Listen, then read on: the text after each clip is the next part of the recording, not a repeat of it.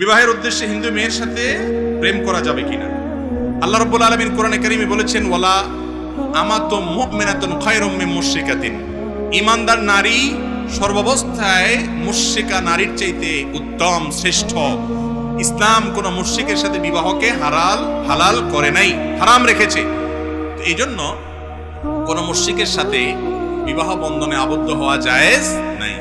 মুশরিককে যদি আপনি বিবাহের নিয়তে প্রেম করেন, তাহলে সেক্ষেত্রে ওই যে কোরবানের নিয়তে গরু চুরি করার মতো হবে আর কি। কোরবানের নিয়তে গরু চুরি করা বুঝুন তো, যে একজন গরু চুরি করতে গেছে, গরু চুরি করে নিয়ে আসছে, কেন? আমার নিয়ত ভালো, কোরবানের নিয়ত করে চুরি করছে, এই চুরি হালাল হবে? বিবাহ বহির্ভূত রিলেশন, সম্পর্ক হালাল না হারাম? নবী করিম সাল্লাল্লাহু আলাইহি সাল্লাম বলেছেন, বুখারীতে এবং আবু দাউদে হাদিস বর্ণিত হয়েছে, 4টি কাজ হারাম, অথচ মানুষ সেগুলোকে কিয়ামতের আগে এক সময়, এমন একটা সময় মানুষ হালাল মনে করবে। তার ভিতরে একটা হলো